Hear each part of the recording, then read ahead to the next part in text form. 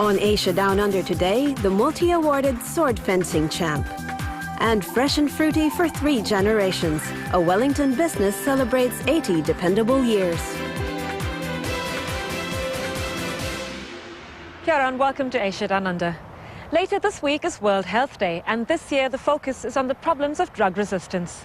We took that cue here on Asia Down Under to focus on health matters with 2 reports. Later in the show, we look at the changing face of New Zealand's healthcare system with the increasing support from Asian health workers. But first, we look at the escalating problem of diabetes and how it's affecting more and more of the Asian population. Glenica Salme reports. Last year, the number of diabetics around the world reached 285 million. In New Zealand, an estimated 210,000 people live with this condition. And every day in this country, 19 people discover that they are diabetic. Here, Asians rank 3rd in the list of fastest growing groups for diabetes, after Maori and Pacific Islanders. For many years, South Asians have always been high on this list, but catching up quickly, particularly in Auckland, is the Chinese community. Hong Kong-born Priscilla Maher came to New Zealand 30 years ago. She's always lived a very active lifestyle and thought she was fit and healthy. But in 2009, Priscilla got the shock of her life when she was diagnosed with type 2 diabetes. I went to the doctors and he put me through a blood test, and the results showed that I was diabetes. And it was quite a shock to me because I don't have any complications or symptoms. I was absolutely devastated. Diabetes happens when the body cannot make enough insulin or is immune to its own insulin and cannot process carbohydrates, causing too much glucose in the blood. 10% of diabetes in the country is type 1, an autoimmune disorder that starts at an early age. But 90% is type 2, also called a lifestyle disease, brought on by high-fat, high-sugar diets and very little physical activity. The problem with type 2 diabetes is that it largely travels unseen.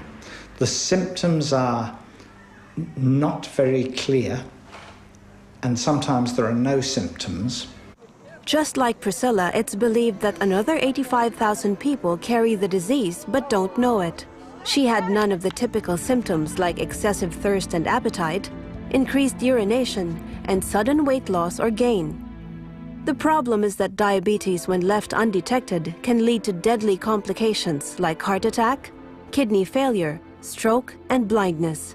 But although it has no cure, diabetes can be managed. We have a very important role to play, because where else can people go to find out what they need to know to help themselves? And we can help so many people with helping them to understand and control their diabetes better.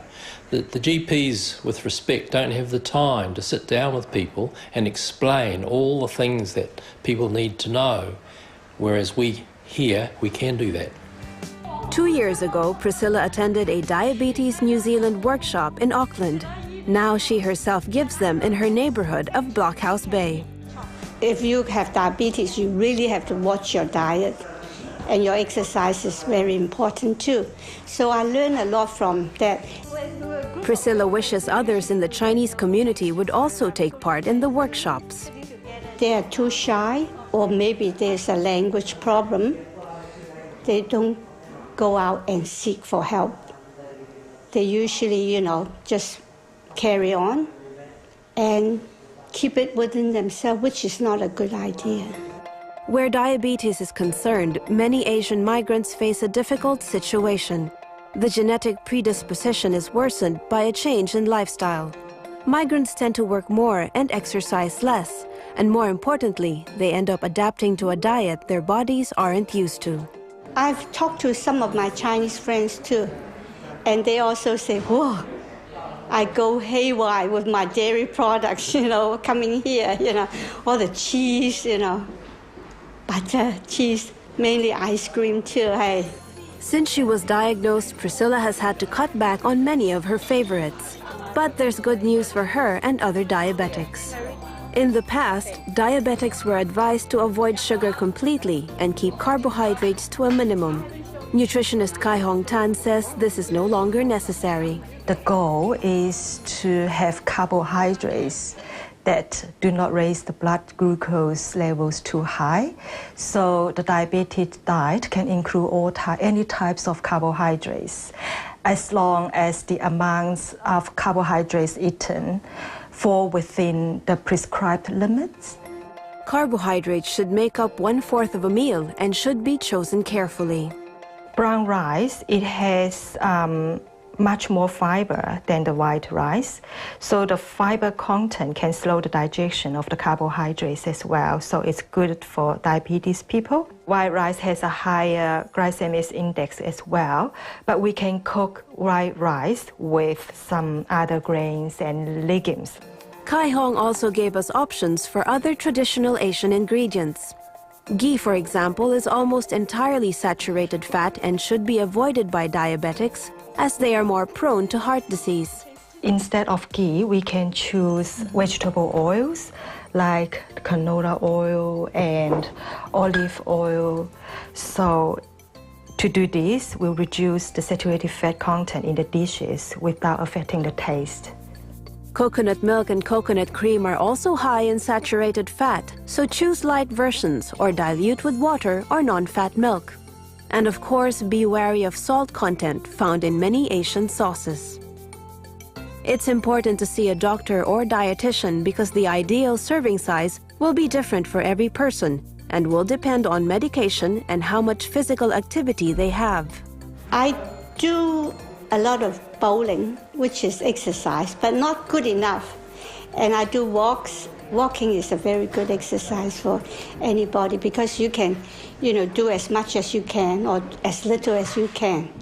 Having 200 minutes of activity per week and reducing fat intake by half can actually prevent type 2 diabetes in many people. Priscilla is living proof that diabetes can be successfully managed when detected early. Ever since I found out that I have diabetes, I have a more healthier life. I have improved my diet and I have done more exercise. I have made more friends. I'm happier and I'm healthier. You can turn some adversities into positive things too. But the first step lies in knowing. Go to www.diabetesauckland.org.nz to take the test and assess your risk of type 2 diabetes.